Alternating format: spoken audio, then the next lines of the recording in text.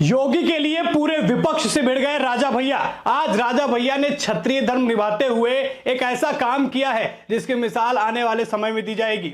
जो लोग योद्धाओं पर तरह तरह के एलिगेशंस लगा रहे थे, प्रश्न चिन्ह लगा रहे थे, उनको रघुराज प्रताप सिंह का ऐसा करारा जवाब मिला है कि सन्नाटा पसर गया है। उत्तर प्रदेश के अंदर अगर मैं बात करूं तो योगी जहां अकेले पड़ रहे थे वहां राजा भैया ने उनका साथ दिया। राज्यसभा में एक बयान दिया जाता है जिसके बाद राजनीतिक धड़ दो हिस्सों में बंट गए। जहां एक तरफ उस बयान का लोग समर्थन कर रहे हैं तो एक लोग विरोध कर रहे हैं। लेकिन उत्तर प्रदेश के अंदर उस विरोध में योगी आदित्यनाथ कहीं ना कहीं अकेले पड़ते हुए नजर आ रहे थे और उनको साथ मिला है रघुराज प्रताप सिंह का। सबसे पहले मैं राजा भैया का, रघुराज प्रताप सिंह का वो ट्वीट आपको दिखाता हूं जिसके बाद से विपक्षियों के मुंह पर जो है वो चुप्पी आ गई है, उन्होंने मुंह पर उंगली रख ली है। एक बार आप जरा ये पहले ट्वीट देखिए, उसके बाद पूरी कहानी आपको समझ में आएगी।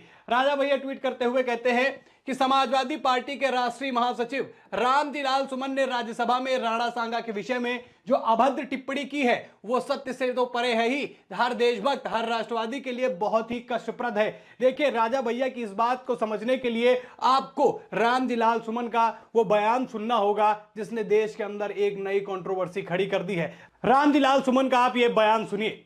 बाबर को लाया कौन? बाबर को इब्राहिम लोधी को हराने के लिए राणा सांगा लाया था।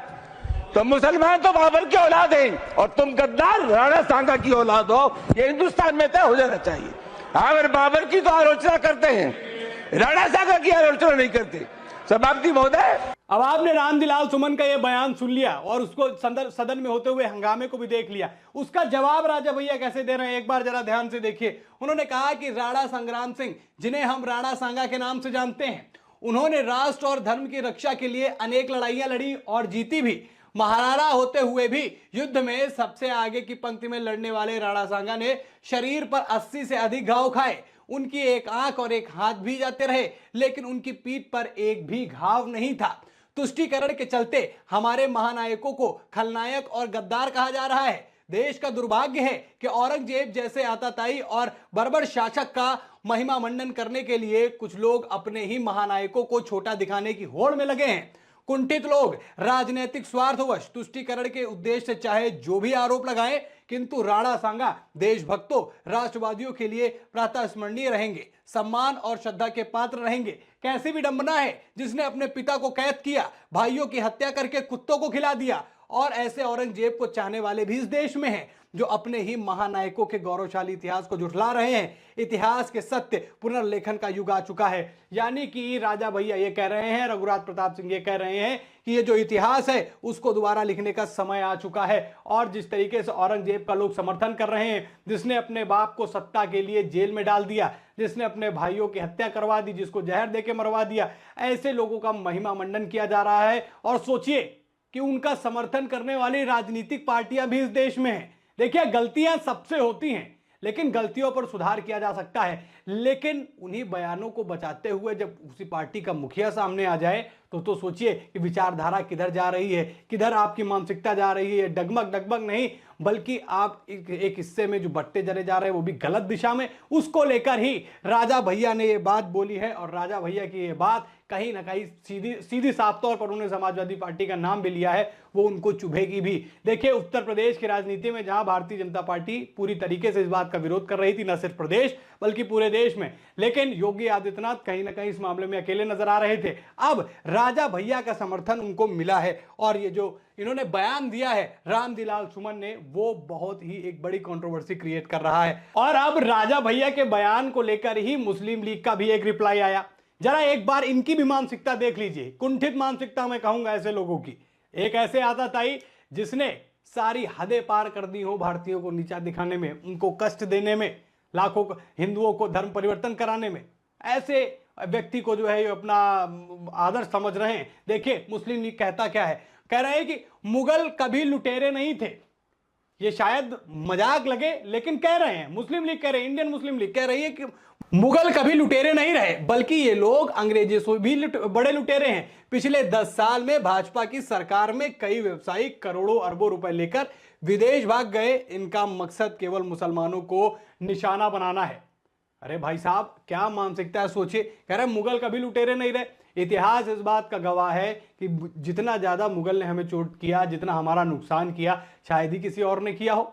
लेकिन देखिए महिमा मंडन किस बात का हो रहा है, राजनीति करने के चक्कर में एक ऐसे आताताई को, एक ऐसे क्रूर शासक की जो है प्रेरणा ले रहे हैं, उसकी बातें बता रहे हैं, वाकई निंदनीय है। और अखिलेश यादव जिस तरीके से उस बात का समर्थन कर रहे हैं वो भी सोचने वाली बात है। लेकिन एक ट्वीट ने, राजा भैया के इस ट्वीट ने यह साबित कर दिया है कि जिस तरीके की ये राजनीति विपक्ष खास तौर पर कर रहा है, उस पर ये अब कोई ज्यादा शांत नहीं बैठने वाला है। अगर आप हमारे प्रेरणा स्रोतों को, जिन्होंने हमारे देश के लिए कुछ ऐसे अभूतपूर्व काम किए, जिन्होंने देश को गौरवशाली महसूस कराने का काम किया, उन पर इस तरीके के सवाल, इस तरीके के एलिगेशंस लगेंगे तो शांत नहीं होंगे। राजा भैया ने जब ये ट्वीट किया, समाजवादी पार्टी को सीधा सीधा उन्होंने लिख के पूरा ट्वीट करते हुए बताया है कि ऐसी चीजें, ऐसे बोलना, अब ये चीज सहन नहीं की जाएगी। और अगर इतिहास पे किसी को शक है, और क्योंकि हर आदमी तो अपने फैक्ट दिखा रहा है, कोई कहता है ऐसा नहीं ऐसा, कोई कहता है ऐसा नहीं ऐसा, रामजीलाल सुमन भी यही कर रहे हैं, वो कह रहे हैं यहां लिखा वहां लिखा।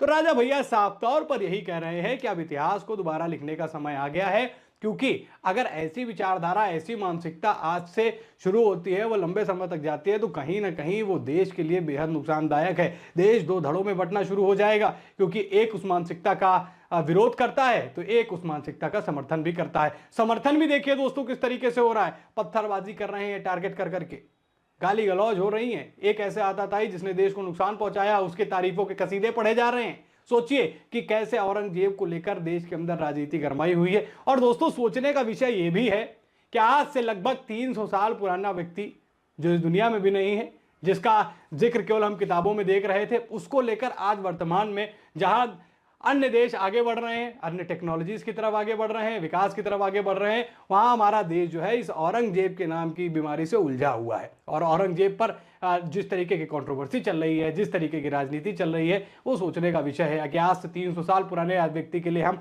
आज लड़ाई लड़ रहे हैं। किसी को अपना, कोई उसको आदर्श मान रहा है तो कोई उसको विरोध कर रहा है, लेकिन इतिहास इस बात की गवाही देता है, वो भी चीख चीख कर गवाही देता है कि औरंगजेब ने जिस तरीके के काम किए उसको अपना आदर्श नहीं माना जाना चाहिए। पता नहीं कौन किस तरीके की बातें निकल कर सामने आ रही हैं, वाकई सोचने का विषय है। और अगर ये राजनीति वश हो रहा है, ये कोई राजनीतिकरण है, तब तो भाई साहब भविष्य बड़ा खतरे में है। और अखिलेश यादव ने जिस तरीके से अपने महासचिव जी का जो समर्थन किया है, वो भी सोचने का विषय है। मैंने पहले भी कहा है कि गलतियां सबसे होती हैं, उसको सुधारा जा सकता है, लेकिन गलती पर ही स्टैंड ले लेना और फिर उसके बाद अपनी नई नई बातें, अपने नया नया इतिहास लेकर सामने आ जाना, ये कितना सही है? आप भी हमको बताइए कमेंट करके कि कितना सही है। क्या ऐसे आताताइयों को समर्थन करना चाहिए जिसने देश को नुकसान पहुंचाया, लाखों हिंदुओं को धर्म परिवर्तन करने पर मजबूर किया?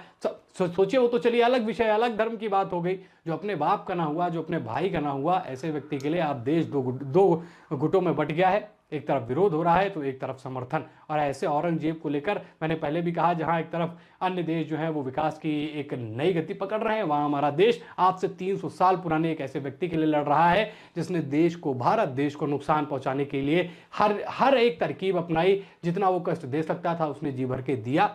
लेकिन देखिए आज भी 300 साल बाद उसके समर्थक यहां पर पैदा हो गए। और भाषा शैली भी देखिए कितनी गड़बड़ होती जा रही है। राजनीति में इस तरीके की चीजें होना आने वाले भविष्य के लिए बेहद खतरे की घंटी है। आपका इस मामले पर क्या राय है? क्या राजा भैया ने जो बात कही कि इतिहास का लिखने का समय दोबारा आ गया है, क्या राजा भैया की बात से आप सहमत हैं? और या जिस तरीके की राजनीति समाजवादी पार्टी कर रही है, वो उस पर आपके विचार क्या हैं? आप हमें कॉमेंट करके जरूर बताइएगा। खबर में फिलहाल इतना ही। वीडियो को लाइक और शेयर करें। चैनल पर नए हैं तो चैनल को जरूर सब्सक्राइब करें। फिर मुलाकात करेंगे नई खबर में। इस खबर में इतना ही। धन्यवाद।